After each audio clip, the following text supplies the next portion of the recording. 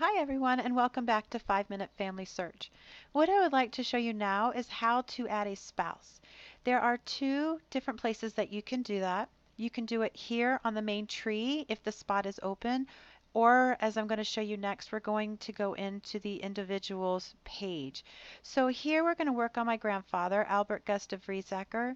If this here where it says Jane Claire Wildner, this is his first wife. If this was blank, we could go ahead and click here and it would say add spouse.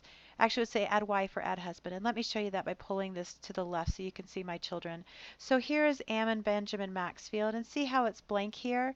I could just go ahead and click add wife, and I could just type in all the information right here and it would find his spouse for me if they were already in Family Tree. And if not, then I can add them there. But since this is a second marriage, we are actually going to go into my grandfather's page. So I'm going to click there on his name and it brings up his card, which we've talked about in a previous video, and I'm going to go ahead and click on person. And when I do that, as we've seen this page several times before, it's where we make most of the corrections that we do on Family Tree. My computer's a little slow this morning, I apologize. But we are going to come down here and we're going to look on the left-hand side of the screen until we find my grandfather, Albert, and his first wife. And right here we see Albert, and this is his first wife, Jane. So if you come above his name, right here, you're going to see this little plus sign, and it says Add Spouse. We're going to click there. When we do, it says Add Spouse, so it will be the wife of Albert Gustav Riesacker. And his second wife's name was Betty Baker.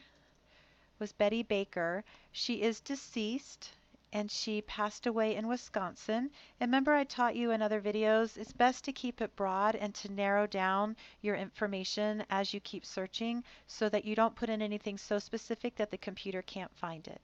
So I'm going to go ahead and click next. I've just marked Betty Baker. It's deceased. It automatically fills in as a female since I'm saying that she is a wife. And I'm not going to fill in any of this information here, just her death. And I'm going to go ahead and click find. Now when I do that, it brings me here and I already see her on the page, but there are several here. So what I can do is I can go ahead and come down here to refine search. At the bottom of your page right there, refine search, and I'm going to click on that. So I'm just going to go ahead and add in her birthplace, and all this does is kind of narrow things down for me to make it easier for my search. Now if I was to put in Oklahoma and Wisconsin and all of this and she wasn't already in the system, then I would just go ahead and need to add in her information and say that she's a new person into Family Tree, and it will walk you through that. But here we go. We have Oklahoma as her birth, Wisconsin as her death, and I'm going to go ahead and click next. And when I do, it's going to bring me here. And this is her, Betty Arlene Baker. And this is her information. This is all correct. This was her second marriage too. So here's her first spouse and her parents. I'm going to go ahead and I'm going to click Add Person.